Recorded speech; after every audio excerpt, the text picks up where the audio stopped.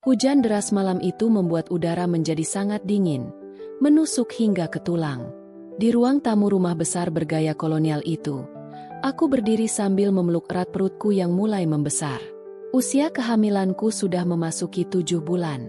Nafasku berat, bukan hanya karena kelelahan fisik, tapi juga karena perdebatan yang sudah berlangsung lebih dari 1 jam dengan mertuaku, Bu Ratna. Aku sudah bilang, Nisa. Suara mertuaku terdengar tegas, nyaris seperti teriakan. Aku tidak mau ada orang sepertimu di rumah ini. Aku terdiam, mencoba menahan air mata. Kata-kata, orang sepertimu, itu menusuk hati. Padahal aku adalah istri dari anaknya, Adrian. Kami menikah sah, bukan dengan cara yang memalukan. Tapi bagi Bu Ratna, aku tidak pernah cukup baik untuk putranya. Bu, aku mohon. Ini rumahku juga. Aku istri Adrian. Suaraku bergetar. Dan aku sedang mengandung cucu ibu. Masa ibu tega mengusirku seperti ini? Wajah Bu Ratna berubah menjadi lebih keras. Jangan bawa-bawa anak itu untuk mengancamku. Kamu pikir aku akan luluh hanya karena kamu hamil? Tidak. Nisa, kamu hanya akan merusak masa depan Adrian. Sejak awal aku sudah tahu. Kamu hanya mengincar hartanya. Bukan begitu, Bu. Aku mencintai Adrian. Belum sempat aku melanjutkan, Bu Ratna mengangkat tangannya, menyuruhku diam. Cukup, aku sudah memutuskan. Malam ini juga kamu pergi dari rumah ini. Aku menoleh ke arah Adrian yang sejak tadi duduk di sofa, menunduk, tidak berkata apa-apa. Mataku memohon padanya. Tapi ia hanya menghela napas dan berkata pelan. Maaf, Nisa, aku nggak bisa melawan ibu. Hatiku seperti dirobek.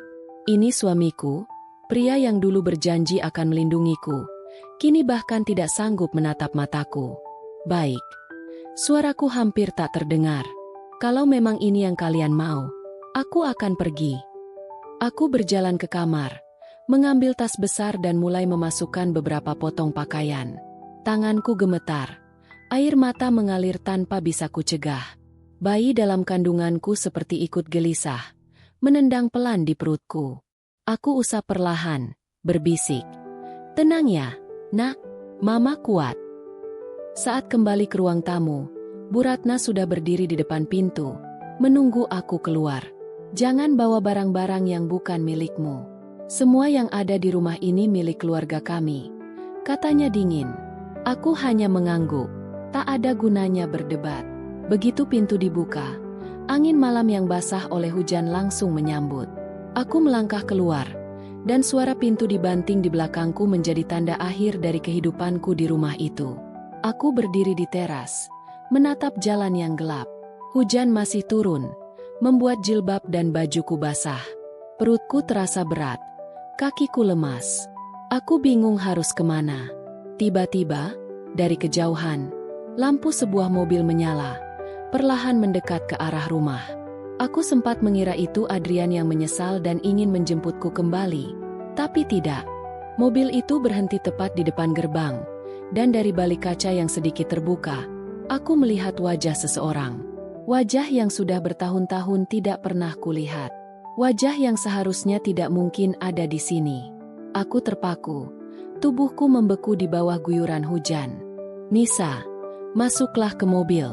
Kamu tidak seharusnya di sini. Suara itu memanggil dari dalam. Aku tak menjawab. Tubuhku bergetar, bukan hanya karena dingin, tapi karena campuran rasa kaget, takut, dan bingung. Siapa orang itu? Dan kenapa dia ada di sini? Di malam ketika hidupku hancur? Bahkan sebelum aku bisa bertanya, pintu mobil terbuka dari dalam, dan sosok itu keluar, berdiri di bawah hujan sambil memegang payung. Dia berjalan mendekat. Tatapannya penuh rahasia. Jantungku berdegup semakin cepat. Kenapa kamu? Suaraku tercekat. Tapi dia hanya tersenyum tipis dan berkata, sudah saatnya kamu tahu kebenarannya. Dan saat itu, aku tahu, malam ini hanyalah awal dari cerita panjang yang akan mengubah hidupku selamanya. Aku berdiri kaku di depan gerbang, menatap sosok yang sekarang berdiri hanya beberapa langkah dariku. Payung hitam di tangannya menahan hujan, Tapi dinginnya malam tetap menusuk tulangku. Orang itu adalah Arman. Aku tak pernah menyangka akan melihatnya lagi. Terakhir kali kami bertemu adalah 7 tahun lalu, di hari kelam yang mengubah seluruh hidupku. Arman adalah kakak angkatku di panti asuhan dulu, sosok yang dulu sangat aku percayai. Sampai satu kejadian membuatku membencinya.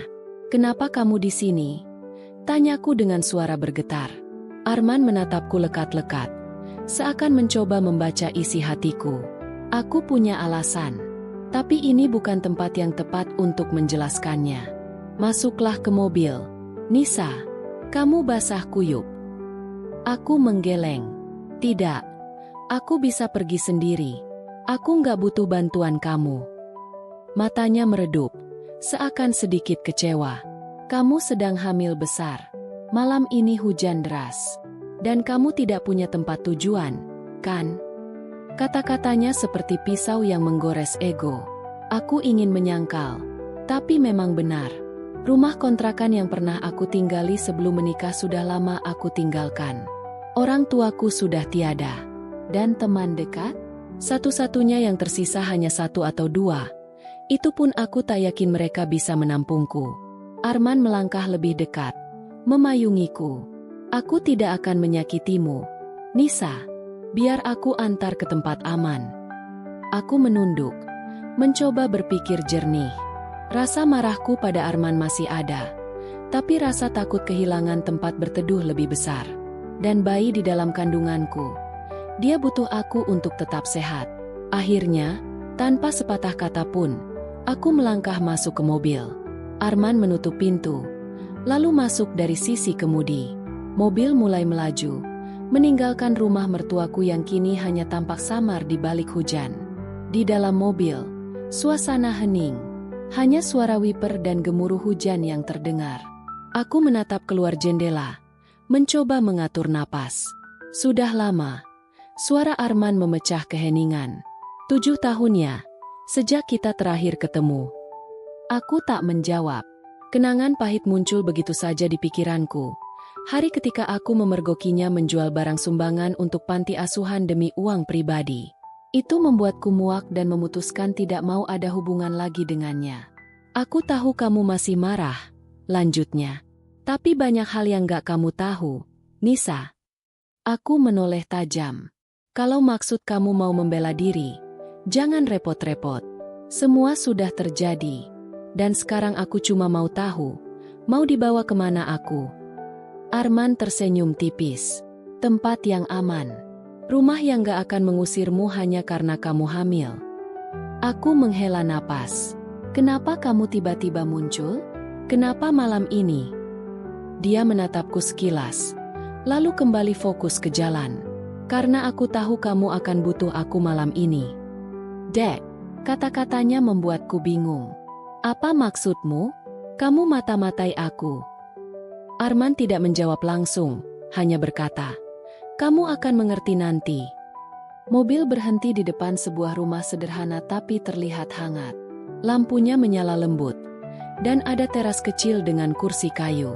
Arman turun, lalu membukakan pintu untukku. "Ini rumah siapa?" tanyaku. "Rumahku," jawabnya singkat. "Aku tinggal sendiri. Jadi kamu bisa istirahat di sini." Aku ragu untuk melangkah. Tapi Arman mengambil tasku dan membawanya masuk. Terpaksa aku mengikuti. Begitu masuk, aroma kayu dan teh hangat menyambutku. Rumah ini kecil tapi terasa nyaman. Ada sofa empuk, karpet rajut, dan foto-foto pemandangan di dinding. Arman menunjuk ke sebuah kamar. "Kamu bisa pakai kamar itu. Ada baju ganti juga, kalau mau." Aku berdiri di pintu kamar, lalu berbalik menatapnya.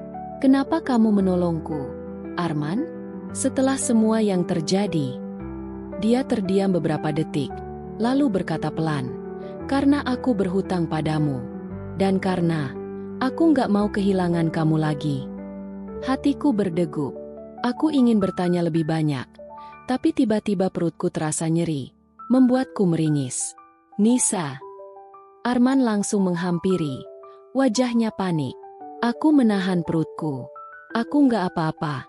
Cuma bayi ini, sepertinya gelisah. Arman membantu aku duduk di sofa. Wajahnya penuh kekhawatiran, dan aku bisa merasakan, entah kenapa, bahwa tatapannya malam ini berbeda dari 7 tahun lalu.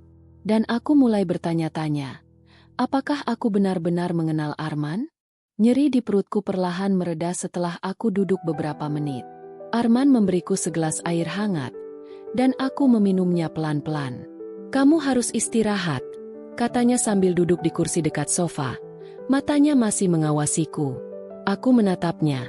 Masih sulit mempercayai semua yang terjadi malam ini. "Arman, kenapa kamu bilang kamu berhutang padaku?" Dia menunduk sejenak, lalu menatapku lagi. "Karena, kalau bukan karena kamu, aku mungkin sudah mati 7 tahun lalu." Aku terdiam. "Mati? Maksud kamu?" Arman menarik napas panjang. "Ingat waktu aku ketahuan menjual barang sumbangan di panti asuhan?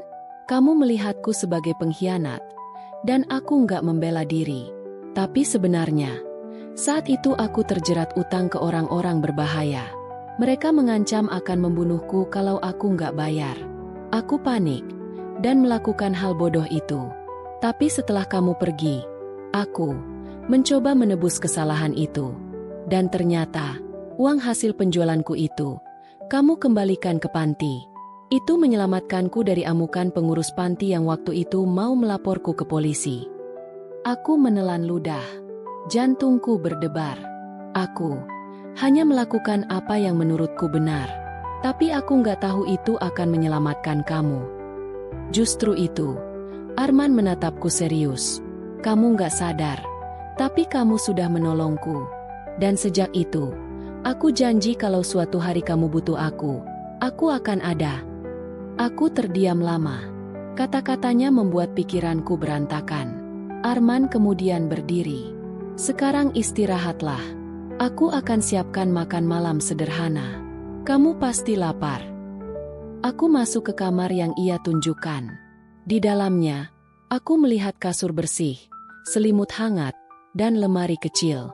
Ada setelan gamis longgar di atas kasur, mungkin milik saudara atau kenalannya yang pernah menginap.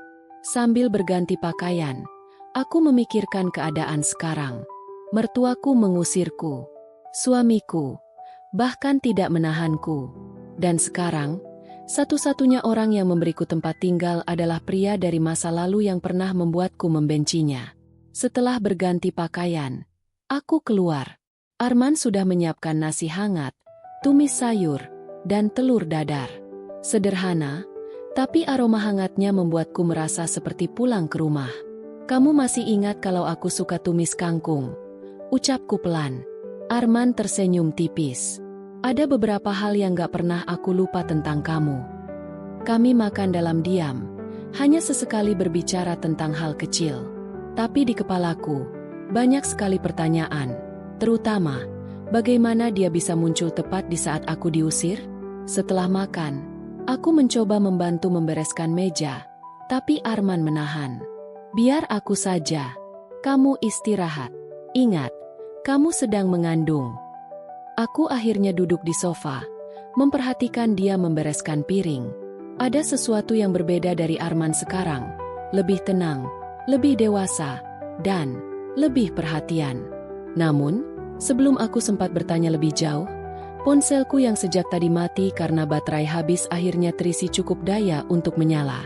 Begitu layar menyala, notifikasi pesan langsung membanjiri. Ada satu pesan dari nomor yang tak kusangka. "Raka, suamiku. Nisa, aku minta maaf. Tolong hubungi aku. Kita perlu bicara." Tanganku gemetar membaca pesan itu. Marah, sedih, bingung, semuanya bercampur jadi satu. Arman menyadari ekspresiku. "Itu dari dia?" tanyanya. Aku mengangguk pelan. "Kalau kamu mau, kamu bisa jawab. Tapi ingat, jangan biarkan dia memanipulasi kamu lagi," ucapnya tegas. Aku menggigit bibir. Dalam hati aku tahu Arman benar. Tapi bagian dari diriku masih ingin tahu kenapa Raka tiba-tiba menghubungiku. Malam itu, aku tidur dengan pikiran yang tidak tenang. Dan aku tak tahu Esok paginya, akan ada kejutan lain yang menungguku, yang akan membuat segalanya semakin rumit. Aku terbangun pagi itu karena suara ketukan pintu yang cukup keras. Matahari belum sepenuhnya tinggi, tapi cahaya sudah menerobos tirai tipis di kamar Arman. Awalnya kupikir itu mungkin tetangga atau kurir. Tapi ketika Arman membuka pintu dan suara itu terdengar jelas dari ruang tamu, darahku seolah berhenti mengalir. Itu suara yang sangat ku kenal. Raka, Nisa ada di sini, kan? Suaranya terdengar tegang. Aku mau bicara sama dia.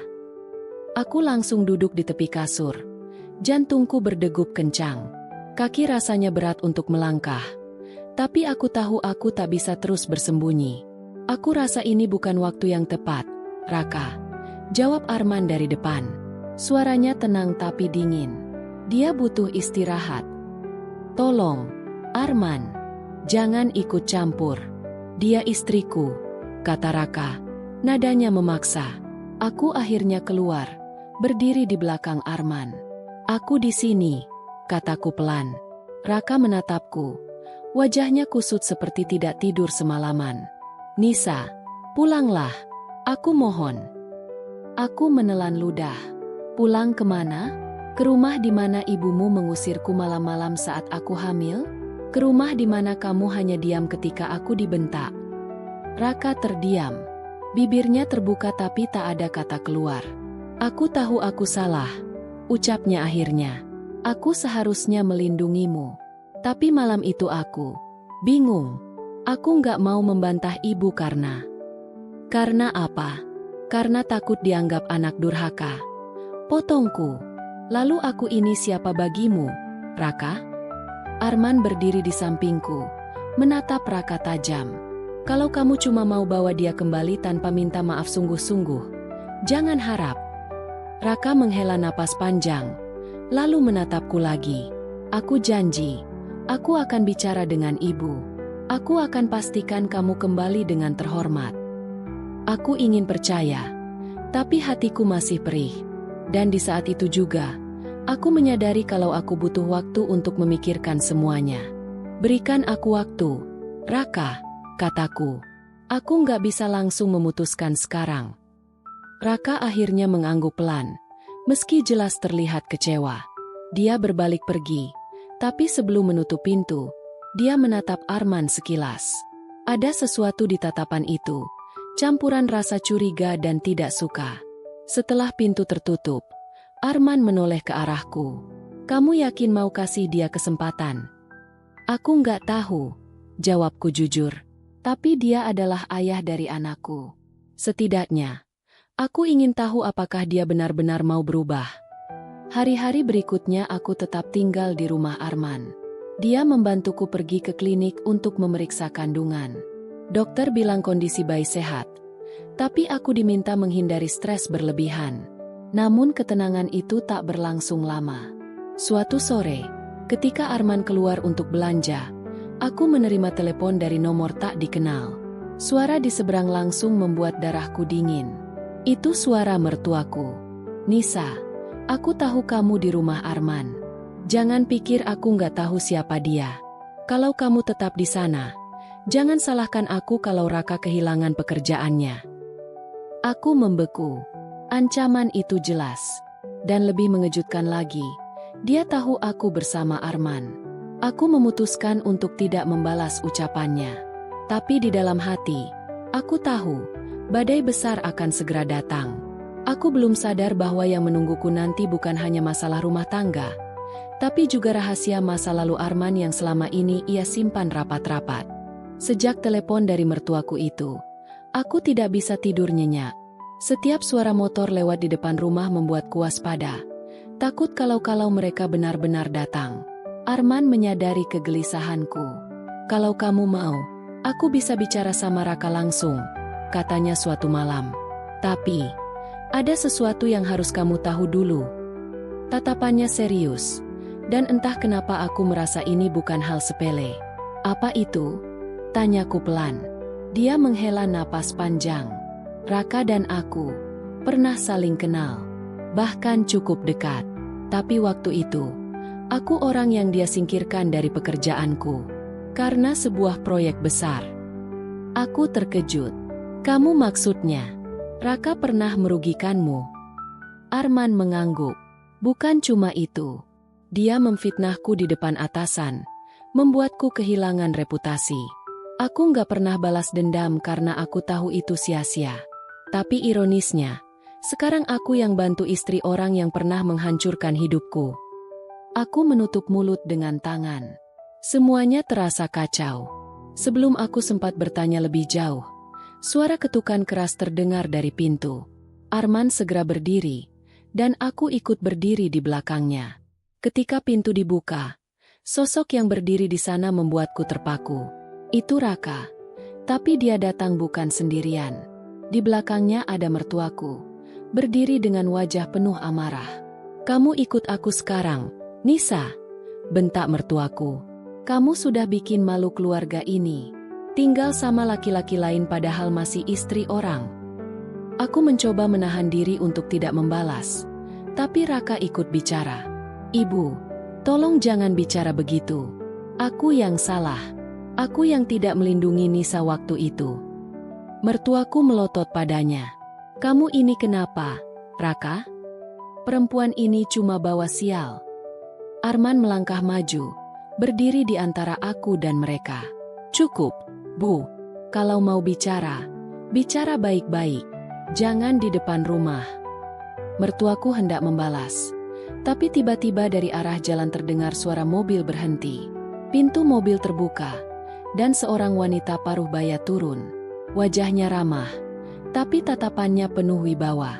Dia langsung berjalan mendekat. "Nisa?" tanyanya sambil menatapku. Aku mengangguk bingung. "Iya, saya." Wanita itu tersenyum hangat. "Akhirnya aku bisa bertemu denganmu. Aku, ibunya Arman." Semua orang terdiam. Mertuaku memandangnya dengan tatapan terkejut bercampur cemas. Ibu Arman lalu menatap mertuaku. "Saya tahu semua yang kamu lakukan pada Nisa. Dan saya juga tahu hubungan kamu dengan keluarga saya di masa lalu. Kalau kamu mau urusan ini selesai damai, berhenti mengusik dia." Mertuaku pucat. Raka hanya menunduk. Akhirnya, mertuaku berbalik dan pergi, meninggalkan Raka yang masih berdiri di sana. Raka mendekat padaku. Suaranya lirih. "Maafkan aku. Kalau kamu nggak mau kembali, aku akan terima. Tapi tolong izinkan aku tetap jadi ayah untuk anak kita." Aku mengangguk pelan. "Itu hakmu, Raka. Tapi aku butuh hidup yang tenang. Untukku dan anakku." Arman menepuk pundakku lembut. Ibu Arman tersenyum padaku seolah memberi dukungan. Dan untuk pertama kalinya sejak malam aku diusir, aku merasa aku tidak sendirian lagi. Penutup. Hidup kadang membawa kita ke titik terendah, hanya untuk menunjukkan siapa yang benar-benar pantas ada di sisi kita. Dari malam aku diusir saat hamil, hingga hari ini berdiri tegak lagi, aku belajar bahwa keluarga sejati bukan selalu tentang darah, tapi tentang mereka yang rela melindungi tanpa pamrih. Dan untuk semua yang pernah disakiti, percayalah, Tuhan tidak pernah tidur. Suatu hari, kebenaran akan datang mengetuk pintumu, sama seperti dia mengetuk pintuku malam itu. Kalau kamu suka dengan kisah ini, jangan lupa like sebagai dukungan, komentar untuk berbagi pendapat atau pengalamanmu, dan subscribe agar kamu tidak ketinggalan cerita-cerita inspiratif dan penuh makna lainnya. Sampai jumpa di kisah berikutnya.